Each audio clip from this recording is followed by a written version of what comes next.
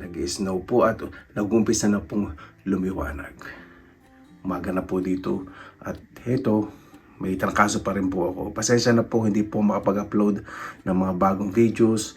Yung bangus ko medyo okay naman po. Nape-preserve naman po. Yan, maliwanag na po. At mas lumakas pa rin ang snow. Pero napakaganda po, no?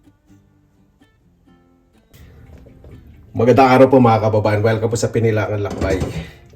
Ito medyo nakakapag-manage na po ako after ng trangkaso. At sobrang lakas po ng snow sa labas. Pagsasaluhan po natin ay sinigang na spare ribs. O, diba? Maraming gulay, maraming sabaw. Kailangan ko po yan. Siyempre, gusto nyo na po magmukbang, fast forward po ninyo sa recipe. Pakifollow naman po. Siyempre, sinigang napakadali naman pong lutuin. Tara, samahan po ninyo ako. Bait pa ng boses ko, no? Kapag galing sa sakit.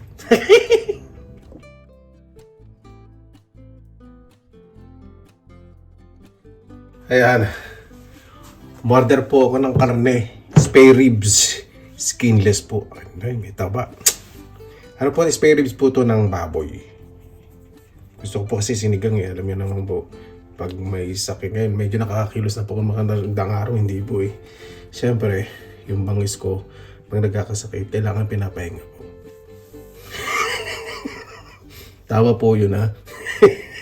Hindi po yun ubo. May parting ano na, humal na. Dahil sa sakit. Pati yung mga ibang kapitbahay ko dito po. Ako may marinig po ninyo yan. May mga iniubo-ubo rin po. Usap po dito yung sakit pag ganito pong month ng January. Sa February wala na po kasi medyo mag-warm na. Yung adjustment po kasi ng temperature, ibang po klase. Nagpa-plus ako, nagma-minus. Luto na po tayo, nilagyan ko na po yung asin. Pasensya na po tagal din natin hindi nakapag gawa ng video. Pasensya na po sa mga TBT ha. Kasi namimiss ko po ang Pilipinas. Pakulad lang po natin, palambutin lang po natin yung spare ribs.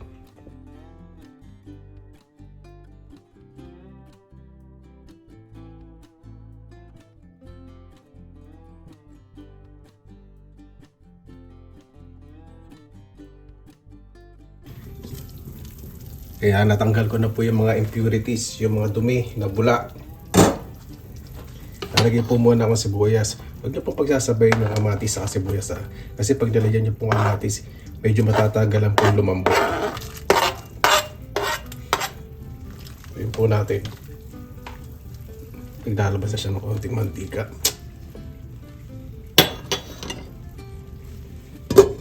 Dito po sa ibang bansa,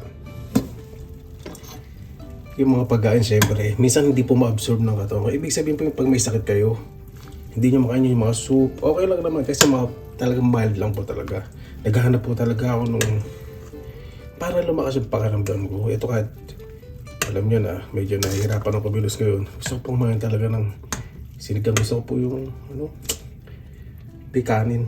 Iba po talaga may kanin, Parte na po ng natin yun eh.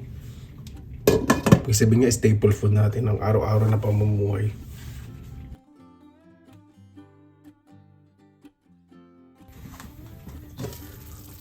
Malambot na po yung baboy. Lalagay ko na po itong kamatis. Gusto ko po sa kamatis, durog na durog sa sinigang. Masasarap po talaga yung hinog na kamatis po ang gamitin.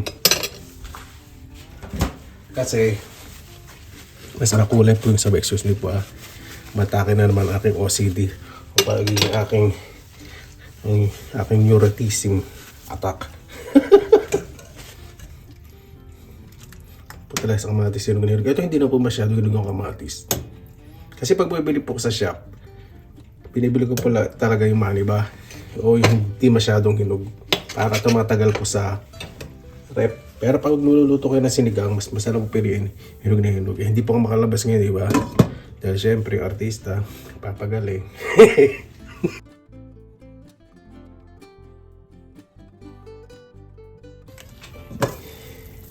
Ayan po yung masarap. Yung durog na durog po yung kamatis. Lagyan na po tayo ng pong asin. Malambot na po yung baboy. At ayan, may walay na po sa buto. Medyo low heat lang po, huwag niyo pong ilalakasan masyado kasi pag malakas yung, excuse me, gugutom na ako. Yung apoy, madudurog po yung karne. Lalagyan na rin po ko ng konting patis. Sa sinigang masarap po, may patis. Naglagay po ng konting, naglagay ng konting. Lagay po ang asing kanin, pero konti lang po yun. At patis naman po, pampalinamnam. Pakuluan. Lang po natin to. Para mapit po yung asim sa karne.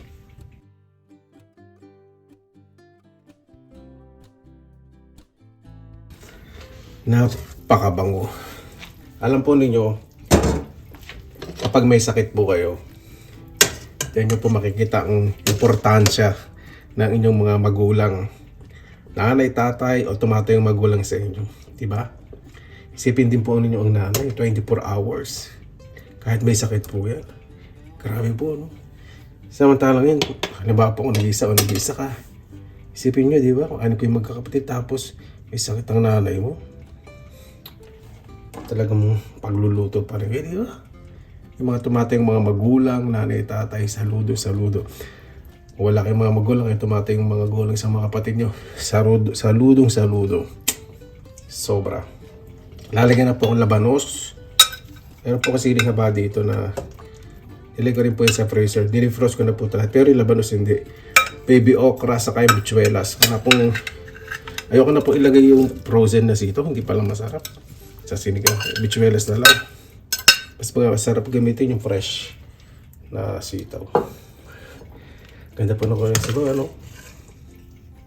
Kaya babaw po natin itong ibang, naku, nagdudurong na itong karne. Sobrang lambot na talaga. Yan.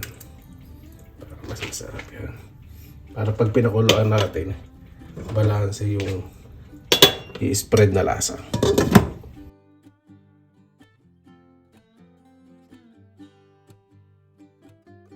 Naaamoy ko na po ang dinanamnam. Ayan. Ayan po yung gusto ko. Pero hindi ako ma-overcook po yung mga gulay. Pag ganyan na pong nag-pale o namutla na yung gulay, patayin nyo na po yung apoy para hindi ma-overcook. Di ba? Pwede na po yan. Kaya na po tayo. Mabuhay yan! Maraming salamat na po sa pagkakasama-sama na naman po tayo. Yan. Medyo okay na po kayo mukha ko. Siyempre medyo may trangkaso pa ng bagya. At ang gusto ko pong kainin after ng trangkaso, siyempre paborito po sinigang.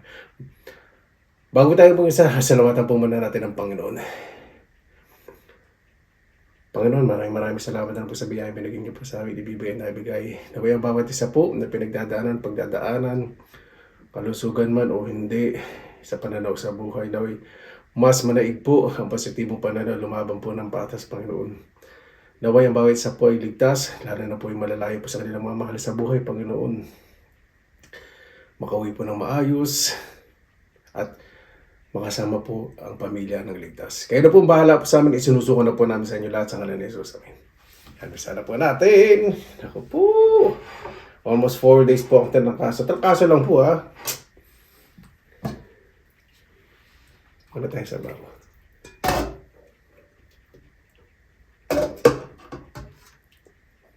Yan.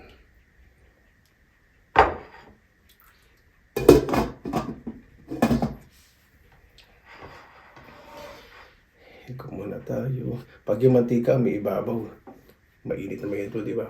Kaya dahan-dahan baka mapasok.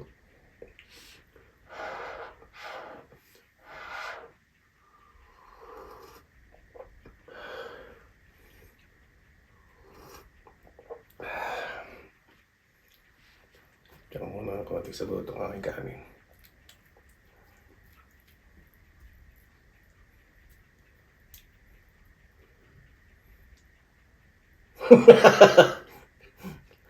Alam ko po, pag may kaling sa sakit, anong bumabagay sa natin, gatit.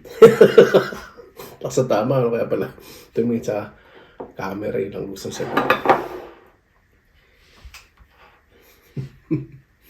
tigas ng mukha, ano. Pakalambot po nito. Patis na may sila.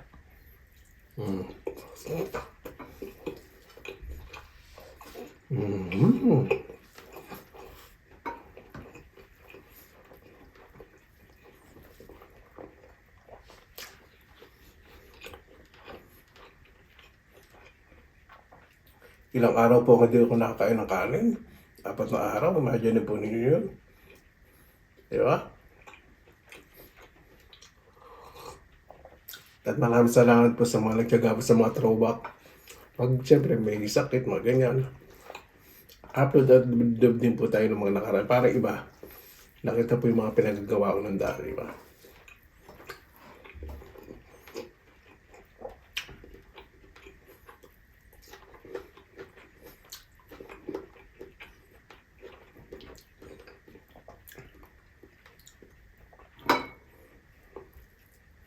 Ganyan po pag nagsisigang po ng espiritu, gusto po malambot na malambot. Lahat na po na siligang na niluluto ko, nakikita naman yung malambot na malambot, di ba?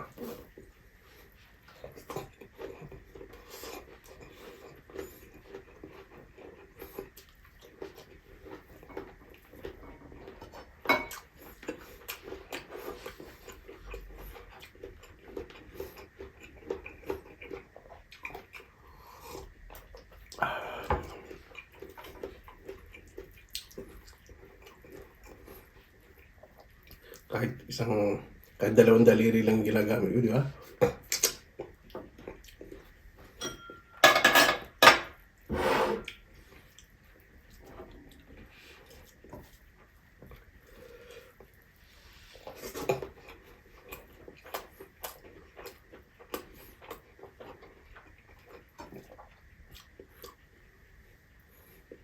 Baka may matira ako eh.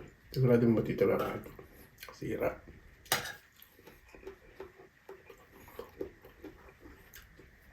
Sarap ng baby okra. Kasi hindi kang paborito po talaga eh. Labanos. Kailangan may labanos. Kasi kapag walang labanos, parang laki ng kulang sa sinigang.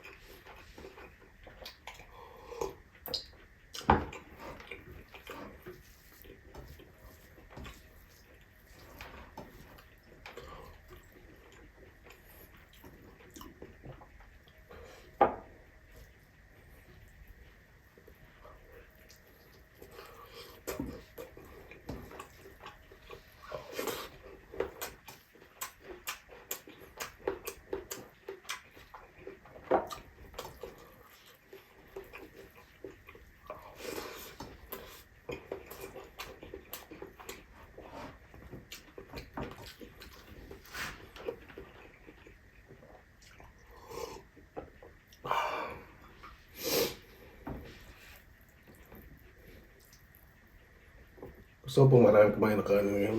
Tagal ko pong dinakain kasi mga nakarang araw po puro karne, sabaw ng karne. Kaya gusto ko magkanin. Sobrang nabis ko po ang kanin.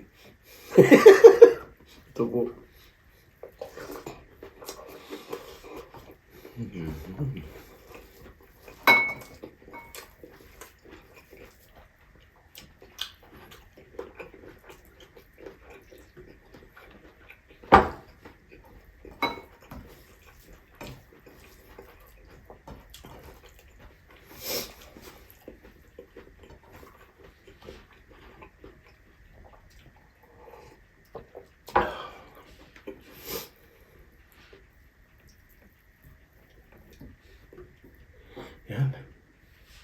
Napawisan na ako. Pakasarap ng pakiramdam. Ay, salamat po Diyos ko.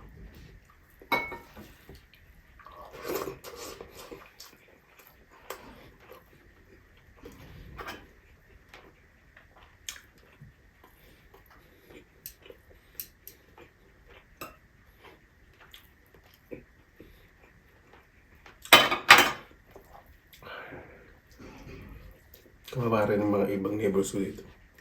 Kasi ang temperature pa nga, bisa nagpa-plus. Tapos maging -10. Imagine po na kaya yun. Marami pang inuubo. Saka tinatrangkaso ngayon.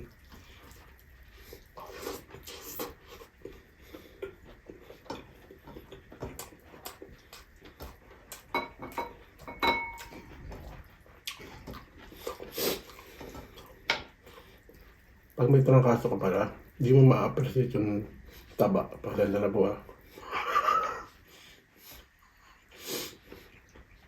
Hindi ko nalalasahan. Yung palasa ko hindi. Yung kasi nalalasahan ko pero yung taba eh. Parang hindi ko feel yung texture ngayon.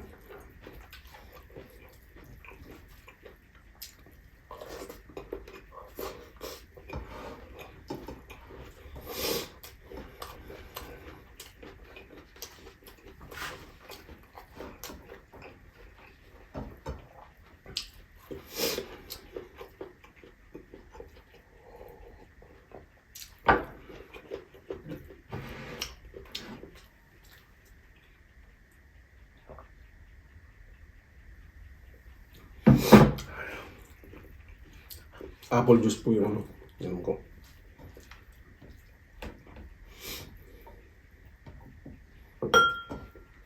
Gusto ko yung gulay. Parang naumay na ako sa karne ng mga nakarang araw. So na po talaga ng singgang sabaw. Gulay at yung karne syempre. Pero pagkatapos sigurado din itong trangkaso na to.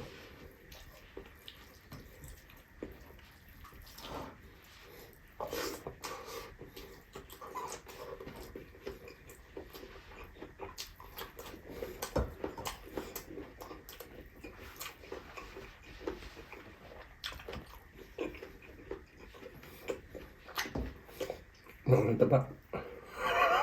First time po, no?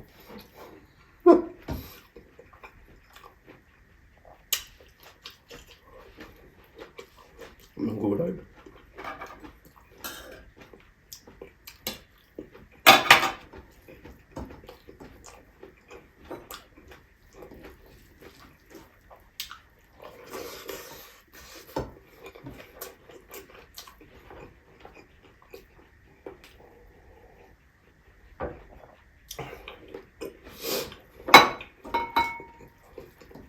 Sarap ng kanin. Apat na araw daw nakain. Hindi lamnam sa kayo amoy.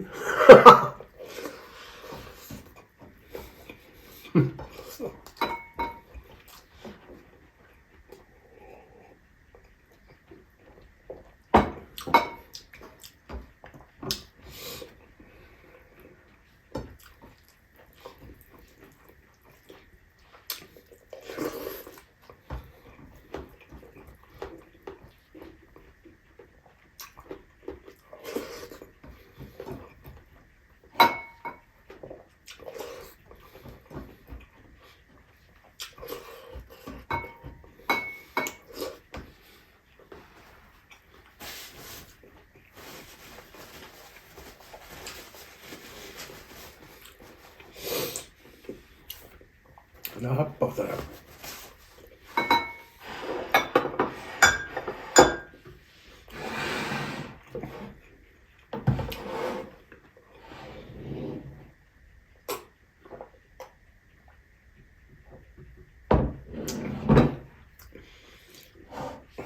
Pero yung sabaw, yung muntikan sabaw masarap. Pero pag kumain pa lang talaga yun ng taba pag may sakit, hindi maganda sa panlasa. Wala akong panlasa pero yung texture. Tignan pag wala akong sakit eh, taba rin ako makapakasarap.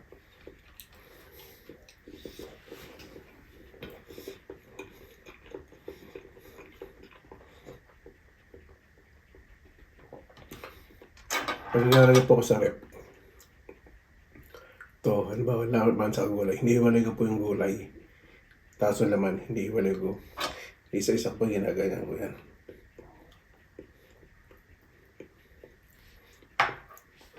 Paring amoy ng karne. Umintayin kasi yung gulay pag nilasama karne at wala sabaw, madaling masira. Yung gulay minsan sinasama ko sa sabaw. At yung pag marami sabaw, lalagay pa ko sa container, nilalagay ko sa freezer.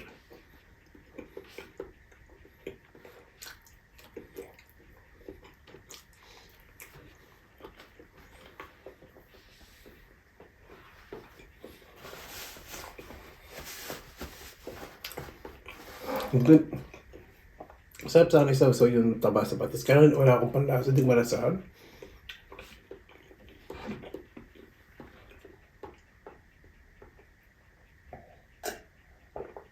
Walang panlasa, pero napakalakas lumamon. Ano?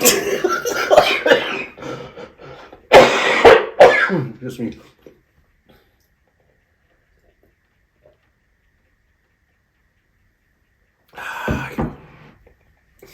Ano po, bakit tayo magtapos pa sa lahat ng pumal natin ng Panginoon? Panginoon, maraming salamat na naman po sa biyay. Binigay po sa amin sa araw na ito na may bawat isa po mas maging mabuti po sa kapwa.